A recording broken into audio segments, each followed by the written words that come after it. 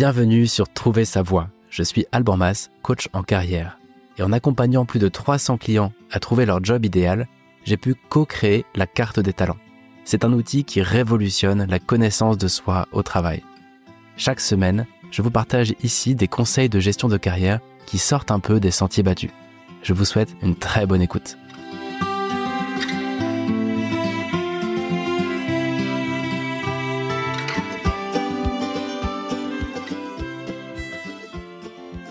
Salut Amalric. Merci Alban de m'accueillir ce soir. On est sur un très gros sujet, rupture conventionnelle, comment quitter votre entreprise avec un chèque. Toi, ça fait 4 ans, si je dis pas de bêtises, que tu fais ça. 5 ans maintenant, ouais. 5 ans. Mmh.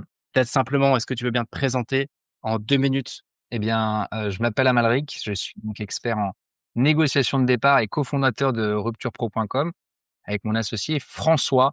Donc ça fait, bientôt 5 ans que j'accompagne, les cadres, qui veulent quitter leur job et qui veulent partir en bons termes avec un vrai chèque, une vraie sécurité et un vrai projet. Donc ce qui est important, c'est de remettre dans le contexte, la négociation.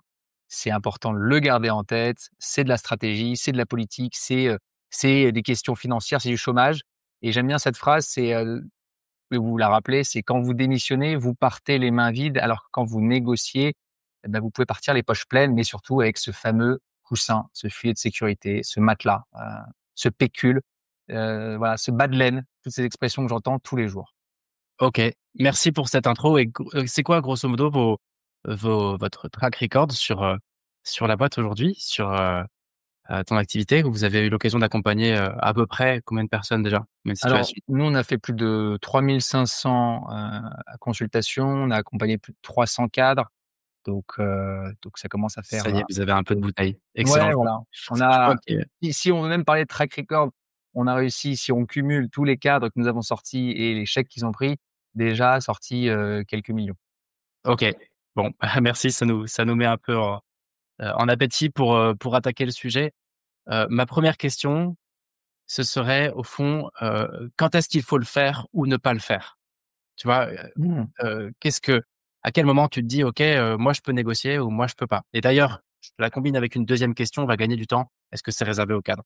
Je pense que c'est un peu le même sujet. Ouais, alors, il y a déjà un point qui est important et je pense que tout le monde se pose cette question avant de rentrer sur le quand est-ce qu'il faut le faire. C'est, moi j'entends tous les jours des gens, que ce soit, dans la rue, dans les médias ou autres, on dit tout le temps: «Mais en fait, si on n'est pas content, eh bien, on n'a qu'à trouver mieux ailleurs, on démissionne et basta. Pourquoi on vous paierait pour partir?» Je veux remettre dans le contexte, moi ma vision et celle de mon associé et celle donc de Rupture, Pro.com est un peu différente. La chose que vous devez avoir en tête, et ça c'est pour moi une vision qui est importante, c'est que votre ancienneté, c'est un peu comme un compte épargne-temps. Vraiment essayer de considérer que cette ancienneté, c'est votre CET. En fait, chaque année passée à contribuer, dans votre boîte, que ce soit dans votre poste, dans l'environnement dans lequel vous êtes, avec les collaborateurs, tout ce que vous faites, c'est autant d'argent que vous mettez de côté. La seule différence avec un CET, c'est que, quand vous démissionnez, vous n'allez rien toucher. Le CET, vous le récupérez, si vous avez mis, de l'argent de côté. En revanche, le CET fictif dont je parle, qui est votre ancienneté, vous démissionnez, vous partez sans rien. Et si vous allez voir votre patron et que vous lui dites: «Bah, voilà, moi j'aimerais partir après 10, 15, 20 ans de bon service», eh bien, il est dans son bon droit de vous dire: «OK, vous pouvez partir, mais je ne vous paye pas». La loi lui autorise et vous, vous avez le droit de la demander autant de fois que vous voulez, ce pécule, il a le droit de vous la refuser autant de fois qu'il le veut. Donc ça, c'est la première chose et c'est important de le garder en tête parce que ça permet aussi après de comprendre comment nous en est arrivé là. Donc par rapport à ta question, quand est-ce qu'il faudrait le faire ou quand est-ce qu'il ne faut pas le faire?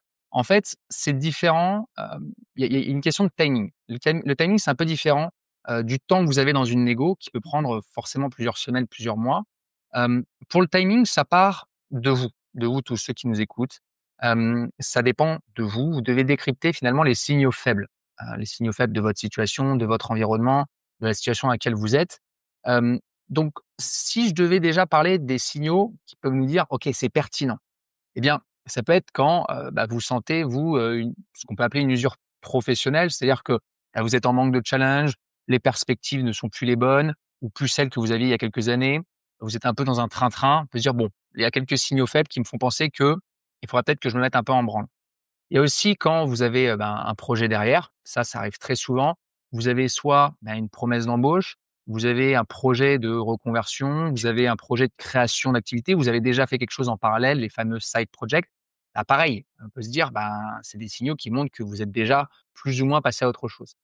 Et il y en a d'autres qui sont aussi, on le voit, ça revient un peu avec l'usure, mais c'est aussi quand vous voyez plus trop votre intérêt dans votre boulot, dans votre entreprise parce que et ça, on l'entend tous les jours, il y a des restructurations, il y a des absorptions, il y a donc des fusions-acquisitions et autres. Il y a un changement de gouvernance, il y a un changement de management où les valeurs, ne sont plus celles que vous aviez, trouvées il y a quelques années quand vous aviez postulé. L'ambiance change. Voilà, des coûts qui sont restreints. Vous êtes mis au placard. Parfois, c'est aussi simple que ça. Vous sentez ces signaux-là, vous le sentez. On sent un peu le vent tourner, si je puis dire. Donc ça, c'est important de bien l'avoir en tête et surtout, hem, je le répète à chaque fois, c'est quand on pense que c'est le bon moment, il faut vraiment se dire que c'est souvent trop tard et c'est souvent quand on pense que c'est un peu tôt que ça y est, c'est le bon moment, hein. Vraiment donc faut pas attendre que, vous ayez une révélation, il y a un signe qui tombe du ciel. En revanche, quand c'est pas le bon moment, ça, il faut vraiment pas bouger. Je dirais, si vous venez d'avoir une promotion, une augmentation, c'est pas des conditions qui vous permettent sainement d'aller voir votre patron ou de votre manager en disant: «Bah, voilà, je veux partir» parce que, vous n'êtes pas crédible. Pareil quand vous n'avez pas d'alternative. Si vous n'avez rien derrière, je dis toujours la chose suivante, c'est on part pas pour partir, on part pour quelque chose. Donc, ça sert à rien d'essayer de partir et de négocier un chèque. Vous risquez de céder beaucoup trop vite dans la négo. Ça, c'est important et Donc attends, il y a pas mal d'éléments déjà. Ce que tu viens de dire, c'est qu'à la limite, t'invites presque à trouver déjà le prochain projet, le prochain oui. job avant de négocier et le prochain projet entrepreneurial, reconversion, évolution, de savoir où on va avant de partir. Ah ça c'est important. C'est comme, quelqu'un qui monte sur un bateau, s'il a pas de cap, il va nulle part, il fera des ronds dans l'eau. C'est pareil dans votre négo. Si vous n'avez pas de cap, vous savez pas où vous allez pas y arriver. C'est vous risquez de céder vite dans les échanges, vous risquez de lâcher l'affaire ou vous risquez de partir vraiment en ras des pâquerettes avec des solutions qui sont pas forcément, les plus claires et les plus optimales pour vous. Je relève juste un point que je viens de dire sur il faut attendre d'avoir un boulot derrière. Ça, c'est pas le cas. Hem, Si vous sentez que vous êtes en train de passer à autre chose, vous commencez à regarder des postes, quand vous commencez à vous poser des questions ou alors à être, on vient vous faire de l'appel du pied et c'est à ce moment-là qu'il faut négocier. Pourquoi? Hem, c'est important de se dire que la négo, ça va prendre plusieurs semaines, voire plusieurs mois. Ça sera pas un claquement de doigts. Si vous avez 3-4 mois de préavis et que vous attendez de signer votre promesse d'embauche, et que vous avez 3 mois pour le faire, dans le respect des règles, vous êtes censé poser votre DEM et faire vos 3 mois de préavis. Donc si vous avez 3 mois pour négocier, ça risque d'être très compliqué. Pourquoi? Parce que si vous n'arrivez pas à vos fins, à un moment, vous allez vous retrouver dans une situation où vous serez obligé de démissionner. Et là, votre employeur va très bien pouvoir vous dire: en fait, mon coco, tu as essayé de négocier, tu as pas réussi, les 3 mois, tu me les fais». Et vous, vous retrouvez le bec dans l'eau parce qu'il y a votre futur employeur qui vous attend. Donc OK. légalement, il peut vous tenir pour responsable et de faire vos 3 mois. Si vous les faites pas, il peut venir vous chercher des noises et ça veut dire, vous demander des dommages d'intérêts et cetera. Donc ça, faut faire attention. Donc c'est vraiment en amont quand on sent qu'on a envie de passer à autre chose, on cherche un nouveau boulot, dites-vous que là, en gros, si dans 6 mois vous avez un nouveau boulot, vous serez parti, donc anticipez. OK, Vraiment donc en fait, anticipez. c'est pas forcément avoir signé le prochain boulot, mais c'est Tout à fait. savoir où on va. Et d'ailleurs, moi, je rebondis sur 2 choses que tu as dit. Le côté compte épargne-temps. L'ancienneté est un peu un CET. Heu, je pense que c'est pareil pour le personal branding. Voilà, quand tu quittes ton job, tu perds tout ce que tu avais, tes fichiers Excel, ton fichier client et tout. Tu repars à zéro d'un employeur à l'autre. À chaque fois que tu laisses tout à l'employeur, c'est normal. Tout ce que tu fais en personal branding, au fond, c'est pas tout à fait notre sujet, mais je fais un parallèle avec ça. Tout ce que tu fais en personal branding dans un poste, qui t'appartient à toi au final, tu le transposes d'un job à l'autre. Et ça me fait un peu penser à ça. Mon deuxième point, sur lequel je voulais réagir, c'est que moi, je suis de l'autre côté de la barrière. J'accompagne les gens une fois qu'ils partent, non pas financièrement, mais sur la définition de leur projet. Et ce que j'observe, c'est que tout prend 2 à 3 fois plus de temps que prévu et tout coûte toujours 2 à 3 fois plus de sous que prévu. Le gars qui voulait monter sa boîte, ça c'est plus cher et plus lent que prévu. Ou il voulait vivre de telle nouvelle activité ou trouver un boulot, on avait prévu 2 mois et ça va en prendre 6. Donc, c'est aussi pour ça qu'on fait cet épisode, c'est que la réalité fait que c'est toujours une bonne idée d'aller chercher 2, 3, 4, 5, 10 000 € de plus, je sais pas combien, notamment parce qu'en fait, le projet, il coûte plus cher à financer, quel qu'il soit et tout est toujours plus galère que prévu dans la vraie vie. D'où l'importance de pas, je pense, être trop timide sur ce qu'on peut récolter en partant parce qu'on en a juste besoin, quoi, tout simplement. Mmh. Heu, Ouais, bah, c'est un peu le parallèle avec les enfants, hein. Ceux qui ont des enfants, le matin, on est pressé et ça prend toujours plus de temps de les habiller, et de les Exactement. faire monter dans la voiture. Sur la partie personal branding, c'est un point intéressant, mais je dirais que, tu vois, dans une négo, les gens pensent toujours à aller chercher de l'argent, la partie pécuniaire, mais il y a pas que ça, il y a plein de modalités, on pourra y revenir. Mais tu vois, quand tu me parles de fichiers clients et autres, si tu fais une bonne négo, tu pars avec, des infos comme ça qui, finalement, t'appartiennent aussi puisque c'est toi qui les as créées ou alors tu les as valorisées. Et donc ça, c'est des points importants à ne pas, occulter quand tu fais une bonne négo. C'est pas que de l'argent. Il y a OK, vraiment bah, plein d'autres aspects justement, aussi, tu vois? justement, on a répondu un peu à cette question, quand est-ce qu'il faut le faire? Deuxième question, mais vraiment rapide, 30 secondes. Est-ce réservé aux cadres? Et après on Non, attaque un peu ton approche. non, non, c'est pas réservé aux cadres, ça c'est un peu un mythe, mais c'est plutôt une question d'enjeu, je dirais, tu vois? En fait, quand tu n'es pas cadre, il va falloir beaucoup plus de temps pour avoir un gros chèque. Forcément, puisque le chèque, il dépend de quoi? À la base, c'est de ton ancienneté et de ton salaire. Donc les cadres, en général, ont des salaires un peu plus importants, et puis, ont des anciennetés qui, n'ont pas besoin d'être aussi hautes pour pouvoir partir à, montants égaux. Et je dirais autre chose, au-delà de la loi, hein, qui autorise à tout le monde de pouvoir négocier, c'est que les cadres ont souvent plus de marge de négociation parce que les leviers, même si tout le monde a des leviers, les leviers comme, ben, leurs responsabilités, leur visibilité, les connaissances en interne, leur position, leurs contacts, avec les différents interlocuteurs possibles, leur permettent en fait d'aller chercher, bah, forcément, plus de plus gros chèques, voire même simplement une négo. OK. Je pense qu'il est temps qu'on attaque parce que le temps file très vite. On va essayer d'être efficace. Heu, hem, Au fond, quelle est ton approche? Quelle est votre approche chez Rupture Co quand quelqu'un Ouais. vient frapper à la porte et qui dit: «OK, là, je suis en situation de départ, j'ai besoin de négocier une RC et a fortiori un chèque». Est-ce que c'est ça dont on parle? Ouais, ouais, carrément. Alors, ma méthode, comme je te disais au tout début, je pourrais en parler, 2 heures, mais il faut que je fasse court. Donc en Hop, gros, je m'en occupe de hem te couper. ouais, en gros, c'est assez simple. La première chose, c'est que vous ayez un projet clair. J'en ai parlé un petit peu au-dessus en disant: «Il faut que vous soyez au clair sur ce que vous voulez faire, on part pour quelque chose». Ensuite, c'est atteindre 3 objectifs. Si vous devez retenir 3 choses, c'est ça. La première chose, c'est d'atteindre ce qu'on appelle l'évocation du sujet. Alors comment l'évocation du sujet, vous imaginez bien, c'est le fait que, ah, il y a, un dissensus, il y a quelque chose il y a un couac, on n'arrive plus à être dans, cette belle synergie de l'époque. Donc en gros, ce que vous allez devoir faire, c'est créer un rapport de force sans aller au conflit. Qu'est-ce que ça veut dire? Alors déjà, sans aller au conflit, pourquoi? Parce qu'on veut partir en bon terme. Moi, je m'adresse qu'à des cadres qui sont des personnes qui sont, regardées par le management et autres comme étant des bons cadres, hein. Si vous êtes parti pour faire, la guerre au patron, bah, vous avez pas besoin de moi et vous allez vous enliser dans quelque chose qui est Non, pas mais sain. attends, si, mais attends, juste ici, on fait une pause. Donc à la base, déjà, la situation, elle est soit pas toxique, on va dire que tu es un bon élément, tu es reconnu, tout va bien et donc on va pas vouloir te laisser partir. Soit c'est toxique et là, à la limite, toi, c'est pas ton sujet. Ça va être un avocat en droit social qui prend le truc et qui part Bah, au en clash. fait, derrière toxique, on peut tout dire et rien dire. C'est Bah, comme le truc toxique, c'est la personne qui est vraiment, en gros, qui veut pas partir, mais bon, la boîte veut qu'elle parte, tu vois? C'est ça que j'appelle toxique. OK, toi tu dis que ça c'est toxique. Bah, dans ce cas, en fait, c'est toujours la même chose. Ça dépend de est-ce que vous arrivez à relever des caractères qui vous permettent de constituer un dossier juridique. S'il y a pas matière, il y a pas besoin d'aller aux avocats, hein. Ce qui est important, c'est de bien comprendre que moi, mon métier, c'est de rester en bons termes et donc c'est les cadres qui peuvent encore discuter sereinement, intelligemment avec leur employeur. On franchit jamais OK, le Rubicon. Si vous franchissez le Rubicon, là, je peux vous dire que vous risquez d'y perdre des plumes. Sauf OK. si, bien entendu, quand tu dis toxique, il y a des cas d'harcèlement avérés, des cas qui sont condamnables et dans ce cas, il faut y aller tout de suite, bien sûr. OK. En tout cas, ton premier point, c'est donc, atteindre le point d'évocation. Donc on pose le sujet «calmement» entre guillemets, mais on évoque le sujet, quoi. Alors non, c'est pas de l'évoquer. Ce qui est important, c'est, et je voyais là tout à l'heure quand tu me parlais un petit peu des questions, c'était la question de posture. En fait, là, on va faire de l'influence, d'accord? Le but, c'est d'aller appuyer sur des points, comme sur du relationnel, c'est des leviers clients, des leviers idéologiques ou politiques. Je vous donne un exemple. Levier idéologique, votre boîte vous dit, nous ou alors clame haut et fort QVT, qualité de vie au travail, blablabla et cetera, tout va bien, mais en interne, tu me parles de toxicité, les managers, ils font n'importe quoi, ils vous pressent comme des citrons. Bon, ben, vous allez voir votre manager et vous dites: «Voilà, on va le challenger là-dessus. C'est quand même bizarre, il y a un paradoxe, vous dites ça, Et là, vous faites ça, le contraire. Vous voyez? Ça, c'est une espèce de levier idéologique qui vous permet d'aller challenger la personne. C'est ça, créer OK, un rapport de force sans aller au conflit.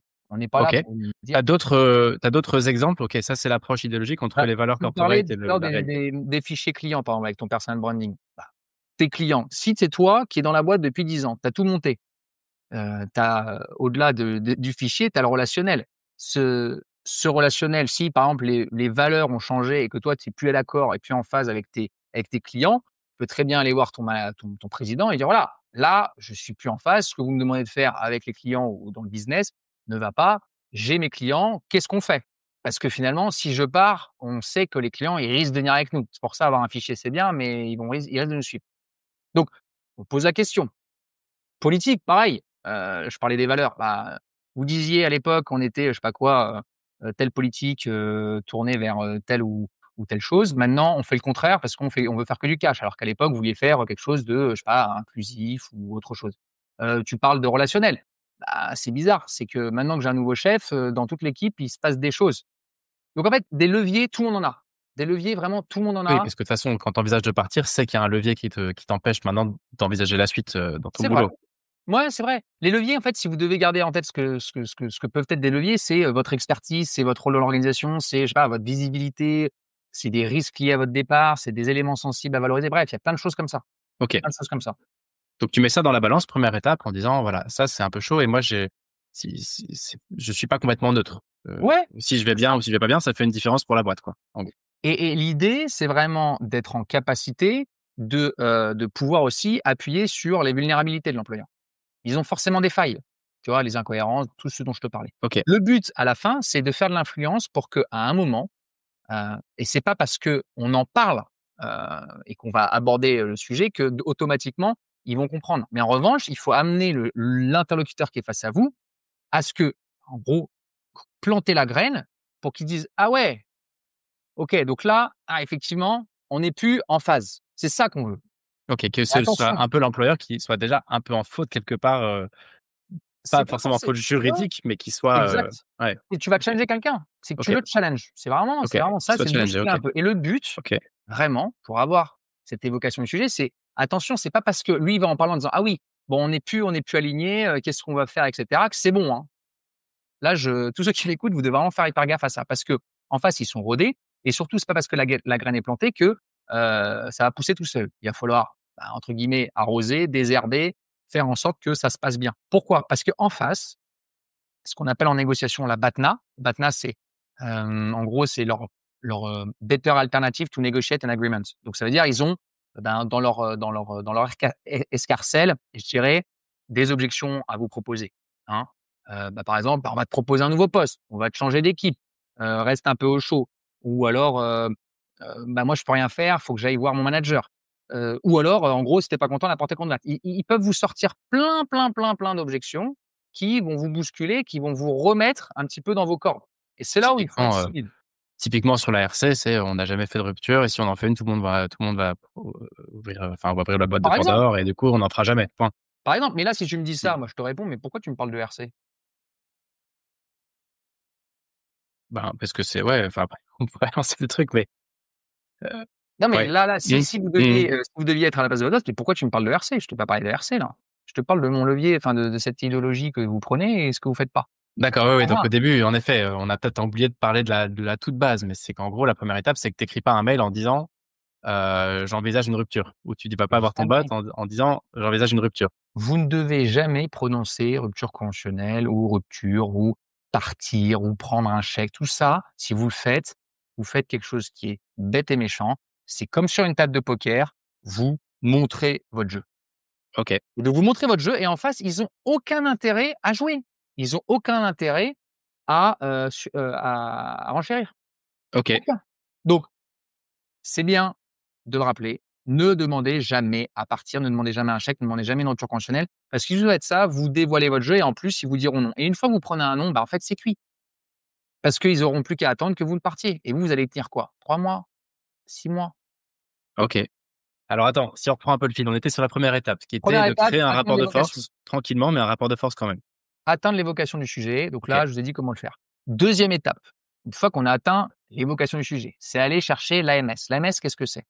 Ça veut dire accord mutuel de séparation. En gros, ce que vous voulez faire, c'est amener dans l'impasse votre interlocuteur pour que lui vous dise: «OK, Alban, on va se séparer, je vais te payer pour ça». OK? Donc c'est avec, bah, des bons arguments, avec une bonne conduite de l'échange. C'est savoir contrer les objections, c'est obtenir l'adhésion et l'engagement de la personne qui est face à vous, qui va vous permettre de, grosso modo, fabriquer le consentement de la personne qui est face à vous et lui va se dire: «J'ai trouvé Eureka, j'ai trouvé la solution, je vais lui proposer de partir». Ça doit venir de lui, OK, très clair. OK? Simplement, peut-être comment tu passes de la phase 1 à la phase 2? C'est, alors c'est une étape, ce qu'on appelle un peu, obtenir vraiment le oui, c'est vraiment, dérouler un script. Nous, quand on travaille avec nos clients, on utilise ce qu'on appelle la stratégie de négociation asymétrique. Je ne vais pas rentrer dans le détail parce que ça prend du temps, mais en gros, l'idée, c'est vraiment de dérouler un script qui te permette étape par étape d'aller, corneriser la personne et de contrer toutes ses objections. Donc lui couper l'herbe sous le pied à chaque fois, d'être en maîtrise du sujet, de lui poser les bonnes questions, d'être vraiment dans l'écoute active, de l'amener à ce que lui, en fait, dévoile des informations.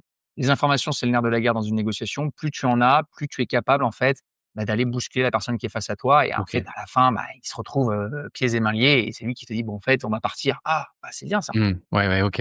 OK, très clair. Et donc troisième étape, une fois Et donc là que et donc là, quand tu as l'AMS, pour tout le monde, vous avez le minimum légal qui est garanti, d'accord? Donc, il y a des barèmes en fonction de votre parce que ancienneté. ce sera soit un licenciement, soit une rupture, quoi. Ouais, voilà, ou peut-être après on partira sur une transac et j'y viendrai. Mais en tout cas, vous avez le minimum légal. Avec le conventionnel, donc vous regardez votre convention collective, si elle est plus avantageuse, vous prendrez un petit peu plus et vous avez accès à vos droits au chômage.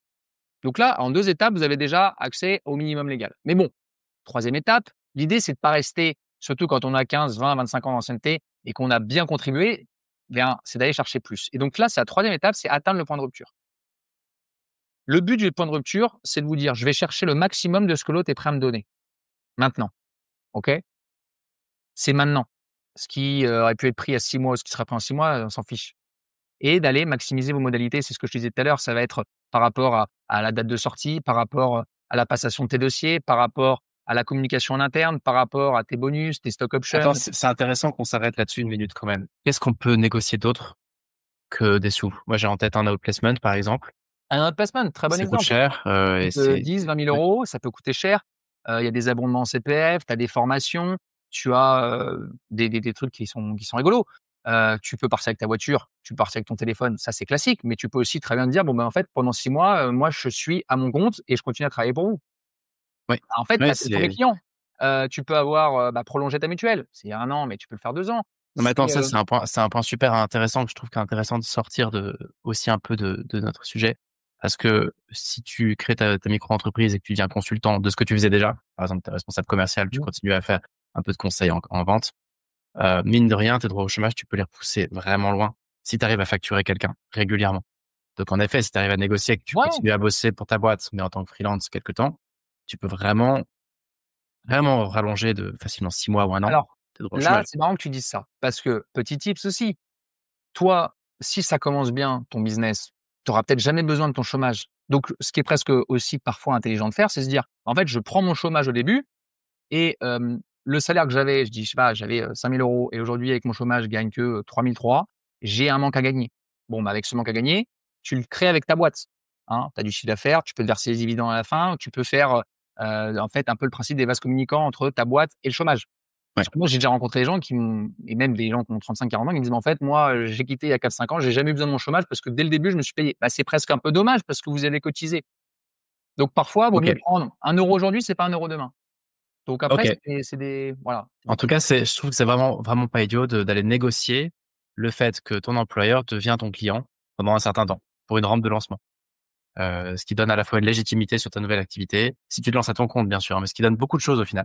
OK, mais en tout cas, revenons-en à nos moutons. Donc, tu disais qu'il y a ce point de rupture là, c'est ça. on récupère tous, enfin on récupère, on négocie tout ce qu'on est en mesure de négocier, quoi. Oui, mais alors vous allez me dire, ou ceux qui m'écoutent, vont me poser la question, mais en fait, comment tu fais pour, Exactement. déjà le gars en face de toi, il voulait pas. Maintenant, il te propose, OK, on se sépare et maintenant tu vas dire: «Ah mais on se sépare pas avec 50 000, on va aller chercher 100 000».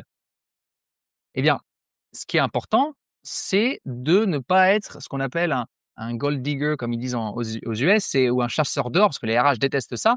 N'essayez de pas aller chercher non plus à dépouiller votre patron. On n'est pas là pour ça. Vous devez vous fixer un objectif. Et donc, pour fixer un objectif, nous, on utilise le stack pour travailler tout ça, les leviers, etc. Le stack, c'est le script tactique ajusté pour capitaliser. Mais je vous donne un petit retour d'expérience. Vous devez être capable de répondre à ces deux questions. La question, c'est si vous voulez 100 000 euros plutôt que 50, vous devez être capable de justifier pourquoi vous voulez 100 000 euros et comment vous arrivez à ces 100 000 euros. Et à chaque fois, je dis ça à mes clients, c'est dire, on s'en fiche que vous demandiez 100, 500, 1 million de plus, tant qu'on est capable de justifier pourquoi on arrive là et comment on y arrive, il y a jeu. Tu amènes C'est-à-dire plus qu'on une va y arriver. solution qu'un problème, quoi. Tu dis: «Voilà, j'amène le moyen de régler ce truc-là», en gros. Voilà. Attends, Après, il faut identifier tes leviers, il faut les valoriser, il faut faire un bon ancrage, il faut être capable d'échanger. Et puis après, c'est le principe, et j'aime beaucoup cette fable de La Fontaine, du loup et de la cigogne, qui est de savoir faire des concessions avec des contreparties. C'est tout. Et donc, je te donne un peu ça, je lâche là-dessus et après on va partir dans une partie un quand peu de marchandage pour OK. finir sur du verrouillage pur et dur. C'est-à-dire, on va verrouiller la partie administrative, la partie légale, la partie fiscale. Alors moi, je délègue cette partie à un avocat partenaire avec qui on travaille, mais c'est important de bien voir que là aussi, il y a des montages qui peuvent être faits quand on commence à sortir avec, des gros montants ou quand on a des gros émoluments, pour alléger aussi, fiscalement, ce qu'on devrait payer à la fin quoi, aux OK. aux impôts. Pendant tout ce temps-là, tu parles avec, au fond, ton ou ta manager, les RH sont dans la boucle aussi, dans une boîte qui est un peu structurée. Heu, Est-ce que ça va aussi jusqu'à l'avocat? Parce que moi, j'ai des exemples de boîtes qui, au final, sont habituées à ce genre de choses et qui te Mmh. mettent directement un peu un avocat, qui te disent: «Bah, trouve-toi un Ouais. avocat, tu le mets en face». Tu parles à qui pendant toute cette phase-là? Ça dépend? Alors, moi je ne parle à personne, hein. Amalric ne parle à personne. Non, non, ton client. Ouais, OK. Je le précise quand même. Posez-vous cette question, mais pourquoi c'est pas Amalric qui le ferait pour moi? Parce que posez-vous cette question, à votre avis, quelle est la personne la mieux placée pour négocier pour ses intérêts? C'est toujours vous. C'est toujours Alban qui négociera mieux pour ses propres intérêts, et ça, c'est important. Donc vous y allez, vous discutez étape par étape, donc votre manager, les N+2, les RH, et vous essayez de le faire toujours en face à face, physiquement et en one to one, hein, 1 contre 1. Essayez de pas vous retrouver dans une situation où vous avez 2 personnes contre vous ou 3 personnes contre vous parce que là, vous allez forcément, être dans une situation beaucoup plus complexe. Donc, vous avancez, vous arrivez jusqu'à l'interlocuteur décisionnaire. C'est ça qu'on cherche. Dans une négo, il faut être face au décisionnaire. Si à la fin, il se passe ce qui se passe, parce qu'on veut, dans l'optimisation, on part pas que sur la rupture conventionnelle. La rupture conventionnelle, c'est un outil. Il y a plein d'autres façons de se séparer. Licenciement, rupture transactionnelle, etc. L'idée, c'est de trouver à un moment un terrain d'entente avec l'employeur. On est en coopération. Lui aussi, il a ses intérêts. Rappelez-vous qu'il paye des charges là-dessus. Donc, si on se retrouve face à un avocat, nous, c'est ce qu'on fait avec notre avocat partenaire, avocat, avocat, et puis ensuite, on signe des deals de manière assez OK. tournée, de manière à ce que ça arrange tout le monde, et on signe une transaction. Et En puis fait, après, il y a différents moyens de faire si je monter les comprends enchères. bien, ouais, si je comprends bien, tu proportionnes un peu, si ton manager peut gérer la discussion, tu le gères au niveau du manager, RH. Si ça monte, bah, tu montes et si c'est un avocat en face, bah, tu te prends un avocat pour avoir le langage et pour pouvoir être, à peu près au même niveau que la personne avec qui tu vas échanger. C'est ce que je Mais comprends en tout cas. en fait, il faut bien remettre une chose en perspective, c'est que tu prends pas un avocat parce que tu te dis en face, ça va être un gros poids. Non, on va négocier, tu négocies toi-même. Tu arrives à un moment, il te dit: «Bon, OK, on s'entend, mais là, les 300 000 € que je te dois, on va s'arranger parce que j'aimerais ci ou j'aimerais ça». Voilà, et donc là, on s'arrange. Mais pas OK, forcément jusqu'à 300 000, parfois c'est juste 100 000. Mais ce que je veux dire, c'est qu'il y a un moment, on a tous compris que c'était intéressant pour que, de part et d'autre, on optimise tout ça. OK. Ou qu'on bâcle tout ça, parce qu'il y a un moment, quand vous avez certaines responsabilités et que toi, tu parlais un peu d'effet de boule à neige au début, tu veux pas que ça s'ébruite, bon, on signe des clauses de confidentialité. Mais ça, pas besoin de gagner, pas besoin d'aller chercher plus de 50 000 €, hein. Parfois, on vous dit: «Vous ne dites rien, clause de confidentialité». C'est pour ça qu'on me demande parfois: «Oui, mais je veux absolument être en contact avec quelqu'un avec qui vous avez travaillé». Ah oui, moi, je travaille avec des gens qui veulent pas forcément dévoiler qui ils sont, dans quelle boîte ils travaillaient et combien ils ont eu, et c'est normal. Il y a un tabou autour Ça de fait la partie du rupture deal. conventionnelle, c'est normal. C'est quoi la différence entre une rupture conventionnelle et une transaction? Ça va être le modus operandi. Rupture conventionnelle, super encadré, on est d'accord tous les 2, donc accord synagmatique entre l'employé et l'employeur. En gros, on signe un papier, c'est écrit ce dont on s'accorde. Les modalités, elles sont claires, financières. Au niveau administratif, ben, il y a 2 semaines de rétractation. Ensuite, ça passe devant la DRETS, donc c'est une commission, départementale qui valide et sous 4-5 semaines, on est libéré. Point, basta. Transaction, c'est des montages. C'est des montages administratifs, légaux, fiscaux qui nous permettent, effectivement de se dire: «Bon, on part sur plus et puis on le fait de cette manière». Donc en OK. fait, on va en plus s'épancher sur des solutions, travailler ensemble, en collaboration. OK et qui donne lieu à une démission in fine? Ou pas Parfois, forcément? parfois non, les démissions non, mais c'est plutôt en fait des licenciements déguisés. OK, Tu vois? On OK. dit: «On te licencie», puis après on s'arrange. On va aller faire un tour sur toutes les questions que vous avez, amenées dans ce sujet ce soir. Simplement, peut-être avant ça, si tu devais donner un challenge à quelqu'un qui nous écoute là, alors soit en direct, on est une vingtaine, soit, pour tous ceux qui écouteront dans leur voiture ou Ouais. dans leur footing, en podcast, quel défi tu voudrais donner à quelqu'un qui est dans cette situation, qui nous écoute et qui se dirait: «Allez, OK, je peux faire quelque chose de concret». Essaie de trouver quelque chose qui soit, j'ai envie de dire, faisable par, tout un chacun, qui soit pas une montagne. Alors il y a 2, d'ailleurs c'est ce que, il y a 2 cas. Il y a la personne qui sait qu'elle veut partir et celle qui, se pose des questions. Celle qui se pose des questions. Votre mission, grosso modo, c'est de prendre du recul, d'accord? Qu'est-ce que je veux faire? Donc c'est une question à laquelle vous devriez répondre pour vous aider à passer un peu à l'action.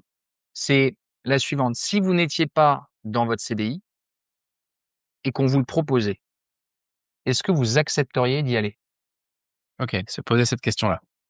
Si on te proposait ton job aujourd'hui, est-ce que tu le prendrais? Voilà. Après, pour tout ce qui est, développement, accompagnement et prise de décision là-dessus, vous pouvez vous tourner vers Alban Mas qui est bien meilleur que moi. C'est pas mon métier pour vous guider, vous aider à prendre la décision. En OK revanche, et ceux pourquoi qui tu amènes estiment cette question? Ouais, c'est ça. comment? Pourquoi du coup tu amènes cette question Bah, je alors? trouve que cette question, elle est vraiment top parce qu'en fait, parfois, on oublie la situation dans laquelle on est. Il y en a trop qui me disent: «Je suis dans une cage dorée, mais le l'oiseau ne chante plus» ou alors, «C'est quand même confortable» ou ça fait 20 ans, c'est dit». Mais c'est pour ça, si on te propose ce boulot-là, est-ce que tu irais là maintenant? En OK, connaissance de cause. Et il y en a beaucoup qui disent: «En fait, bah non, jamais». Bon bah alors. OK, Et donc par rapport aux autres, ceux qui sont déjà décidés à passer à l'action, posez-vous cette question. Vous savez que vous allez partir. Quand je dis passer à l'action, c'est que vous allez partir. Vous avez 2 choix, soit vous démissionnez, soit vous négociez. Si vous devez négocier, parce que si vous démissionnez, vous savez que vous partez avec rien. Si vous devez négocier demain, quel serait l'objectif que vous vous fixeriez? Un post-it, hein, vous écrivez noir sur blanc, qu'est-ce que vous demanderiez? Et quand on dit: «Qu'est-ce que vous demanderiez?», c'est quoi et quand. Vous devez être au clair là-dessus. Voilà ce que je veux à telle date. OK. Ça pose un engagement, envers soi-même aussi. C'est ça qui que je trouve, assez différent de ce qu'on pourrait imaginer faire. C'est au final juste quelque chose, tu poses un objectif et du coup avec pourquoi pas un plan d'action en face au final tout simplement. Mmh. C'est ça, à chaque fois, OK, il faut essayer de passer d'une idée vague à «je veux partir» ou «j'y songe» ou «je vais négocier» à «OK, j'ai une vision claire». Dans les 2 cas, c'est une vision claire. Je veux partir avec 6 mois de salaire, avec OK. telle date. OK, donc deux challenges, si pour ceux qui nous écoutent. Le 1er, c'est de se poser cette question: «Est-ce que si on me proposait mon job aujourd'hui, je dirais oui?» Deuxième, c'est si tu as vraiment décidé de quitter ton job et de pas quitter une main devant une main devant, une main derrière, hem, combien tu veux ou qu'est-ce que tu veux et à quelle date tu le veux? Mmh. Et bah, eu égard à ce que tu disais en intro, j'aurais envie de rajouter un troisième bullet point dans ce post-it. Ce serait pour faire quoi? Parce que si tu as aucune idée de là où tu vas, je pense qu'en effet, tu peux être un peu bancal, non? Bah, on en reviendra à celui qui doit prendre du recul parce qu'il sait qu'il doit partir, mais en fait, il resterait dans son poste parce qu'en fait, il sait pas où il va. Ouais, Donc il y a même pas de sujet là-dessus. Mais OK. En fait, si tu sais pas où tu vas, tu auras pas la solidité oui. d'aller te battre pour ça, quoi, en gros. Impossible. OK, Vraiment, et ça, je le répète à tout le monde, ce n'est pas facile. Vraiment, c'est pas facile de négocier. C'est normal. En face, ils ont pas envie de vous voir partir, vous avez des bons éléments. Ils ont pas envie de vous payer. Donc ce n'est pas facile. Si vous n'avez pas un projet derrière, vous allez, je vous le garantis, au bout de quelques semaines, voire quelques mois, bah, lâcher l'affaire. non, mais c'est ce que tu dis, je pense que c'est le cœur même de notre live de ce soir. Parce que au fond, si ce que tu veux, c'est t'échapper de ton quotidien, on te proposera 200 balles, tu saisiras le truc. Oui, et Par puis tu te contre, si tu as un remettras dans la projet même situation ouais, dans ouais, laquelle tu étais parce que c'est le confort. «Ah bah, je connais ce ouais, ouais, métier, on fait le même». OK. Ouais, Donc ouais, je comprends. là là-dessus, c'est extrêmement important de vous dire que la décision elle est simple parce que c'est je reste ou je pars et si vous décidez de partir, c'est je démissionne ou je négocie. C'est simple, c'est binaire. En soi, c'est noir ou blanc, mais c'est pas facile, pas facile. Non, non, Vraiment ça, bah, pas. c'est pour ça d'ailleurs qu'on a fait ce live. Il est temps de passer aux questions. Alors, il est temps de passer à la libre antenne, qui va pas être une vraie libre antenne. C'est la seule libre antenne, je pense, qui laisse pas la parole, aux auditeurs. Mais à la limite, c'est pas grave, je l'assume parce que vous avez amené tellement de questions que si on veut faire le job, bah, on va être obligé de les partager, ces fameuses questions. Mmh. Merci d'avoir écouté Trouver sa voix. Si cet épisode vous a plu, pensez à le partager et à nous laisser un commentaire. Vous pouvez aussi nous rejoindre sur albormas.com et sur lacartedestalents.com pour découvrir d'autres ressources. À très bientôt et d'ici là, prenez soin de votre carrière.